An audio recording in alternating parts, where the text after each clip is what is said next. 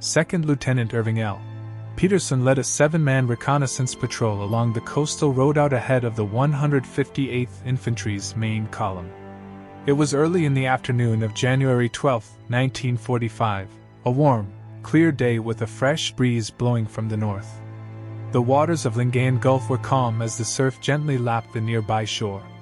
The patrol traveled light: weapons, maps, water, and demolition charges. How long their mission would take, they didn't know.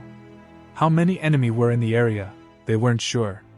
They were told to follow the road, keep moving north, until they met their objective, a Japanese ammunition dump which they were also to destroy, if possible. The patrol passed barrios, small clusters of bamboo shacks, which were indistinguishable on their maps. To the right of the road, fields, interrupted by an occasional copse, stretched across the landscape until they reached a series of razorback ridges that rolled up into the hills and on to hazy mountain tops from where the Japanese fired artillery and mortars onto the 158th Infantry. The patrol soon spotted a more substantial settlement at about 1500 and Peterson halted the patrol. The village seemed to be deserted. Train tracks ran up to a large brick building with Romanesque arches, clearly a rail station. Beside the station, the patrol could make out the ordnance lined and piled in a substantial ammunition dump. They counted 13 Japanese soldiers guarding the ammo dump. Outnumbered, 2-1, Peterson had a decision to make. Japanese artillery and mortar fire northeast of Lingayen Gulf on the Philippine island of Luzon had slowed the progress of the U.S. 6th Army for days. General Douglas MacArthur, Commander-in-Chief, SINC, of the Southwest Pacific Command, was growing impatient with 6th Army Commander General Walter Kruger. MacArthur wanted speed. The 6th Army's amphibious landings at Lingayen Gulf on January 9 had been unopposed. The U.S. 6th Army, made up of I Corps, commanded by Major General Innes Swift, and 14 Corps, commanded by Lieutenant General Oscar Griswold, had landed 4 total divisions, established beachheads, and quickly fanned out. Manila, the capital of the Philippines, was only 120 miles away on the flat coastal plain, and MacArthur wanted it liberated as quickly as possible. The outcome of the campaign, not to mention the lives of Filipinos, depended on it. After his humiliating nocturnal exodus from Corregidor in April 1942, after years of struggle and thousands of miles of fighting, redemption was now nearly in MacArthur's grasp. What was the holdup? The plan for the invasion of Luzon, codenamed Mike I, was for Swift's I Corps to hold the left flank and allow Griswold's 14 Corps to sprint to Manila. But by January 11th, only the far left of 6th Army's front, I Corps, had encountered significant Japanese resistance. Harassing artillery from positions along the De Mortis Rosario Road was the problem.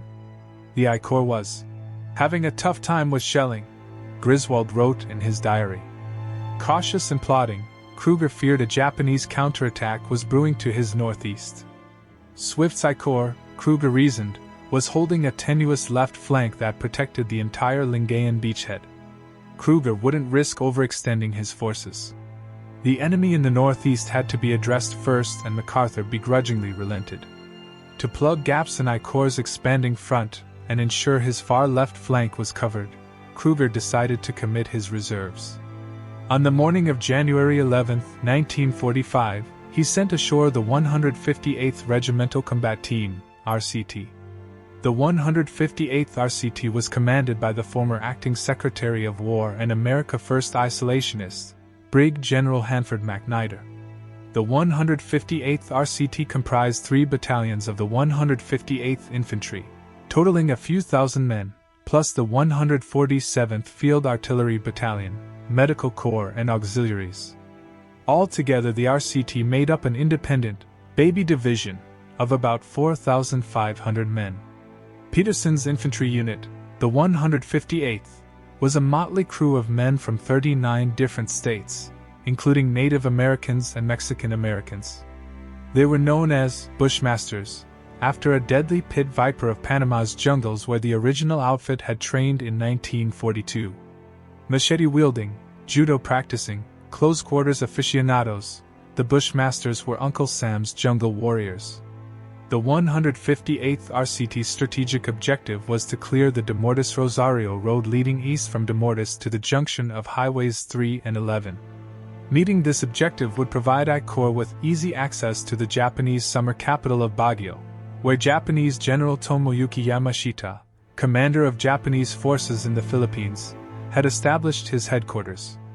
Meeting the objective would also overcome the threat of Japanese counterattack and finally allow 14 Corps to turn south and speed towards Manila. But first the 158th Infantry had to move north and hold the extreme left flank of the U.S. 6th Army. Peterson formed up with 2nd Battalion, 158th Infantry on White Beach IAD 0945 on January 11th. At 1100, 2nd Battalion pushed north to protect the coast road leading north from Lingayen Gulf to Demortis. The Filipinos, who had endured unspeakable horrors at the hands of the Japanese, came out like supplicants paying homage to saints. Filipino men in broad-brimmed buri hats and Filipino women in free-flowing white dresses lined the roads and cheered as their saviors marched by. By 1300, the 158th had made it to Rabin and relieved 1st Battalion, 172 Infantry, of the 43rd Division. The 158th then continued north thousands of yards farther than their 8-day schedule. Soon, however, they were met with heavy artillery fire, light machine gun, and small arms fire from the front and from the ridges to the east. All afternoon Jap artillery and mortar fire was landing on the crest of the hills across the road about 700 yards away, wrote Major William Garlick of the 3rd Surgical Hospital attached to the 158. The 158th Infantry took up positions astride the road. 2nd Battalion was in the van, 3rd Battalion outpost on the right flank, and 1st Battalion assembled just south. Heavy artillery continued falling. By 1400 the 147 Field Artillery was in position between the 3rd and 1st Battalion, and was registering their fire by 1700. But progress had stopped. The 158 was pinned. They began digging in for what would be a long night. At the RCT command post north of Rabin, the curtain of Japanese shellfire drew closer and closer, encircling the post and hitting men in neighboring foxholes, wrote American Legion correspondent Boyd Stutler. At dusk on January 11th, casualties started arriving at the 3rd Surgical Unit with shell fragment wounds. There was enough to keep us busy most of the night, Garlick wrote. It was one of the most harrowing nights I have ever spent on the battle lines, Stutler said. While American casualties were still light, resistance was stiffening. And few experiences felt more helpless for the infantrymen than artillery raining down from the heavens, each shell screaming and each soldier hoping it wasn't meant for him. The guns of the attached 147th Artillery Battalion responded in kind, but had little direct effect except to make noise. On January 12th, MacNider summed up the situation in a letter to his wife. Didn't get much sleep. Intelligence reports started to filter in. A big Japanese ammunition dump was in the 158th sector, a dump that supplied the menacing enemy artillery. It was a tempting target. But if the dump was where intelligence said it ought to be, somewhere near the Demortis-Rosario road, it would be a difficult target to hit with American artillery or aerial bombing. An infantry unit would need to foot patrol into Demortis in order to confirm, and if possible, destroy the dump. Peterson, a quiet and unassuming 23-year-old from Fergus Falls, Minnesota, volunteered to lead the patrol. By 1010, advanced elements of the 158th Infantry pressed forward once more with Peterson in the lead. MacNider himself started out with Peterson's patrol. A grand bunch of kids, he called them. MacNider and Peterson chatted. It turns out they'd met before. Peterson was a newcomer to the Bushmasters but an old-timer in the Southwest Pacific. The day after the Japanese had bombed Pearl Harbor in December 1941, Peterson enlisted in the U.S. Army. He then spent most of the war fighting the Japanese in the steamy jungles of New Guinea as a platoon sergeant with the 32D Division, which at that time was under the direction of MacNider. Peterson had earned a reputation as aggressive, resourceful, and absolutely fearless in the face of danger. So impressed by his performance in combat were his superiors that they removed him from the ranks and sent him to officer candidate school in Australia. There he married an Australian girl who later gave birth to a son. In September 1944, he was commissioned as a second lieutenant and sent to the reconstituted 158th RCT as a platoon commander in 2nd Battalion, Company G, 158th Infantry. "The general will not remember me," Peterson said upon reporting to MacNider's 158 RCT for assignment. "But I remember him well. The last time I saw the general was at the crossing of the Wanagila River just before Buna when he stopped and talked to me. I was an enlisted man then, and I am glad to be back under your command." Now on the morning of January 12th, MacNider was reunited with Peterson, this time following his patrol. MacNider relayed to his wife the happy reunion. "The Lieutenant Peterson, in charge of its scouts," MacNider wrote, "had been a buck private in our outfit during the Buna campaign, so we had a good time talking that over. Like old soldiers of another war." Soon Peterson would get a chance to prove his mettle once more, this time as a frontline officer in the gritty 158. By early afternoon, Peterson's patrol had left their commander in the rear and come upon the rail station and ammunition dump. Weighing the odds of 7 Americans against 13 Japanese, Peterson talked with his men and quickly formed a plan. They would attack. Peterson and his men crept towards the station, getting into position. At a prearranged signal, they launched a surprise assault. Firing from the hip, Peterson led the way. The shots echoed violently off the station's brick walls in the sharp and intimate firefight. The Bushmasters' speed and aggression overwhelmed the Japanese, who were all killed. The patrol, having suffered no casualties, searched the area.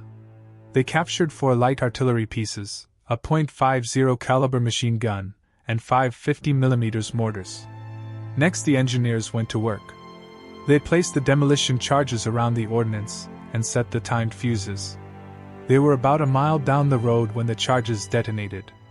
The explosion was so violent that it split the sky wide open. The ground shuddered under their feet.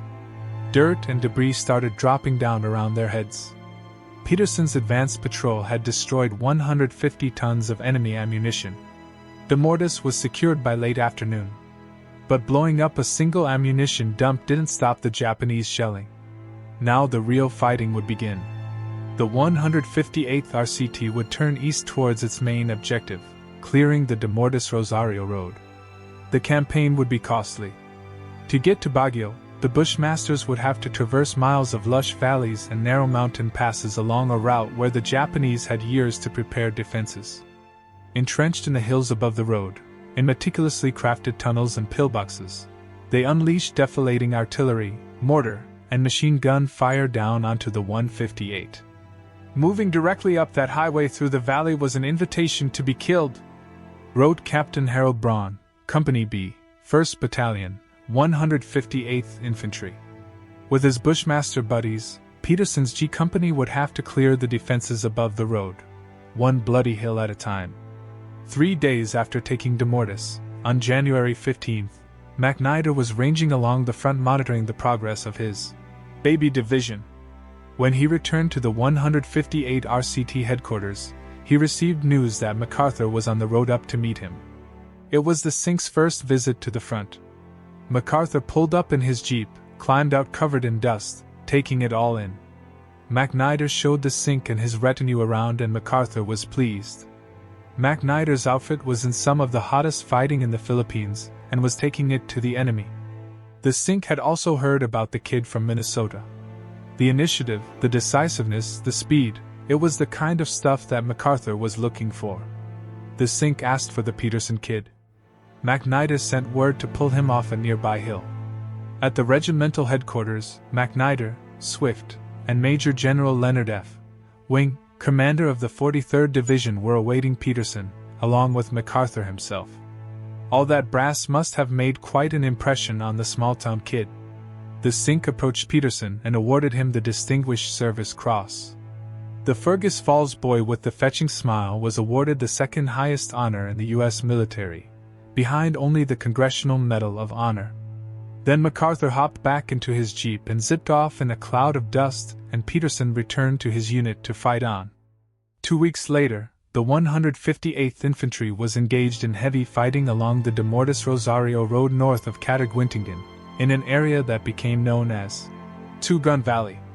On February 1st, a patrol encountered a well-organized enemy position containing mortars and machine guns. Peterson's G Company was dispatched to eliminate the pocket. Moving up the thick grassy slopes, by dint of will and persistent lead, they established contact, then set up a perimeter for the night. Around midnight, the men were battered by the muzzle blast of a huge artillery piece located immediately in front of them. With ears ringing from the concussive blasts, the men could hear the jabbering of the Japanese gun crew as they loaded and fired the enormous 30-centimeter howitzer. The barrel and breech were 16 feet, with a bore diameter of 12 inches, and it was capable of hurling a 1,300-pound shell more than 9 miles. The gun rolled on heavy tracked wheels and railroad ties. After it was fired, the crew ran the gun back underneath a sawali shack with matted bamboo walls and covered the opening with camouflage netting, grasses, and bushes. The Japanese got off 10 rounds before the 81mm mortars attached to G Company succeeded in silencing the mammoth field piece. The battle was short, vicious, and one-sided. G Company killed 164 Japanese. Tanks were called for, and at 0830 on February 2nd, 1st Battalion followed the tanks in. They crushed the last enemy defenses and took a second 30-centimeter howitzer. The two largest Japanese guns on Luzon were now the property of the Bushmasters. For capturing the gun, G Company was awarded the Philippine Presidential Unit Citation. The entire 158th Infantry would later receive the award for their part in liberating the Philippines. That same day in early February 1945, amid nearly continuous combat with the Japanese, Peterson was severely wounded. The details are unknown, but he was evacuated to a field hospital where he languished for a few days. Peterson, who would never meet his son, died from his wounds on February 5th. His body was returned to the U.S. in 1947, and he was buried in the Fort Snelling National Cemetery.